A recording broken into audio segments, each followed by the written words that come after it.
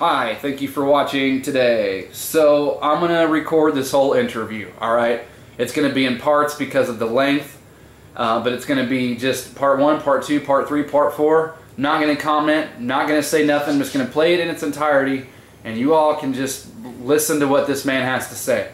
Alright, I'm going to point out 2 things about this real quick though, okay? One, the shirt that Buzz is wearing, I'm going to point that out.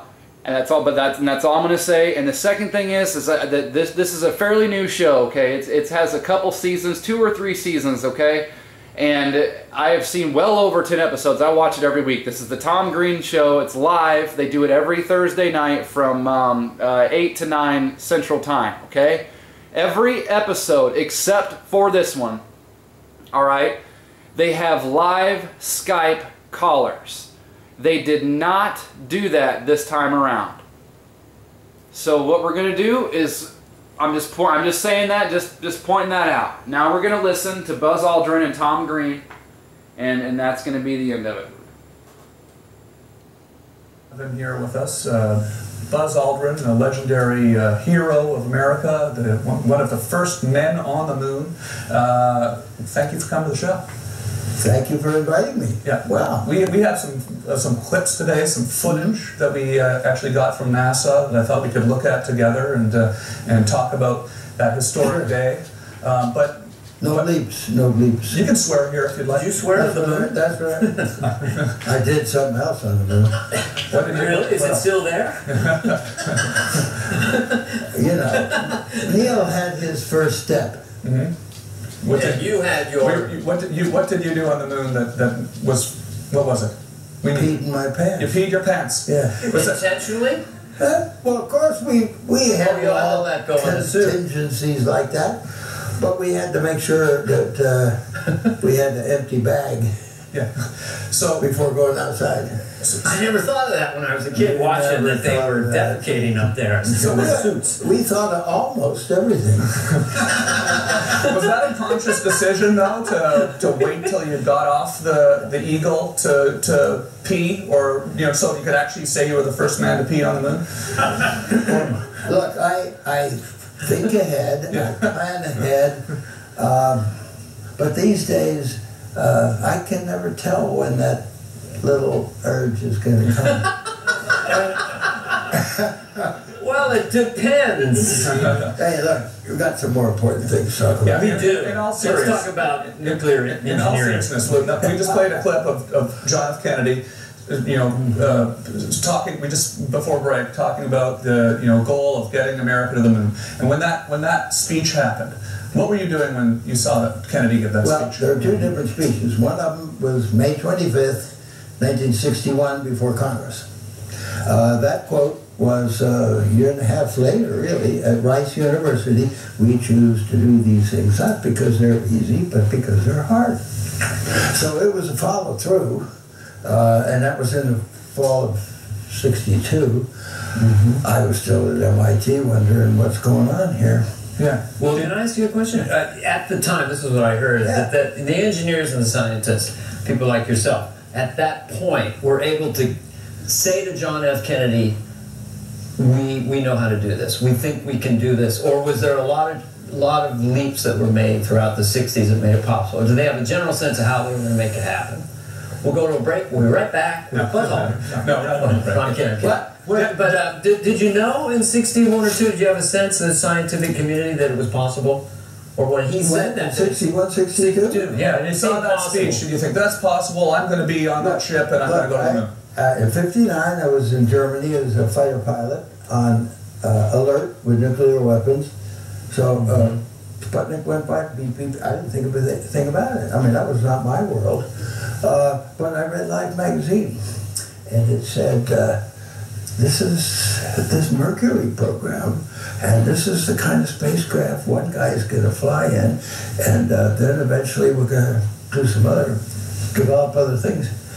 And it said that, well, a lot of people had advised NASA, let's send a philosopher to the moon, or a poet, or a journalist, or a comedian. Okay? Eisenhower said, no, I want 6 cents. We're going to send test pilots. Right. That was bad news because I had not chosen to become a stick and rudder guy the rest of my Air Force career. So I didn't go to the test pilot training. I was eligible. Mm-hmm. So at what point did you realize that you were maybe going to be on that ship and be one of the first men on the moon? You're never sure what people are going to decide and why. The way it turned out, I became an expert in rendezvous. I was called Dr. Rendezvous from my MIT stuff. And that was one of the main things in the Gemini program. So I looked at the schedule coming out, and I wasn't going to even fly in that program until my backdoor neighbor was killed in an airplane accident in St. Louis, and they shuffled things around. So Jim Lovell and I were backups on Gemini 9, and then we're going to fly on 12, because it was already accrued for 10 and 11. Let's have a look at a clip of you guys. We have a clip of some footage of you landing on the moon. Here's the takeoff, of course. What at this point? Are you holding in your urine at that point? Are you scared? Are you scared at that point? Is there fear? You see all the ice coming off the... Yeah. We commented afterward that the liftoff was so gentle we couldn't even feel it. We just had a sensation that we're no longer attached to the ground. Right. Now, whether there's a little swaying or not with the guidance, maybe, but you look at the TV and those engine nozzles didn't move a bit. It went straight up. Smooth, really. The instrument said we'd lift it off. The radio transmission said we'd lift it off, so we said we'd lift it off. Were you thinking, okay, this has never been done. You're essentially embarking on the biggest technological feat in human history. Yeah. Probably surpassing Christopher Columbus as the greatest explorers in history. Mm-hmm. Are you thinking about this and thinking, geez, this might... No? Mm-hmm. No, we're thinking that a lot of times you go out there, you get in the spacecraft, and they, oops, we're not going to make it today, so you got to go back and do it again. So we're quite anxious for everything to succeed as we're going through the countdown. Yeah. Here's the and we're thinking more about, gee, don't stop. Let's keep going. Let's make sure we lift off. And then and there you are. We didn't even sense the liftoff. Yeah, yeah. Now a lot of astronauts, you ask them, they will say that when the staging occurred, that is when one engine shuts down and they get ready to light the next one, that they feel that there was not positive G-force, but there was negative because they were thrown forward. Now, if you think a little bit, when you're under G-forces, your arms are going to be pushing back. Right. And when it cuts off, guess what? You're going to push yourself forward. Yeah. Not everybody went to West Point. Not everybody went to MIT. Yeah, I certainly didn't. But this is just plain old logic.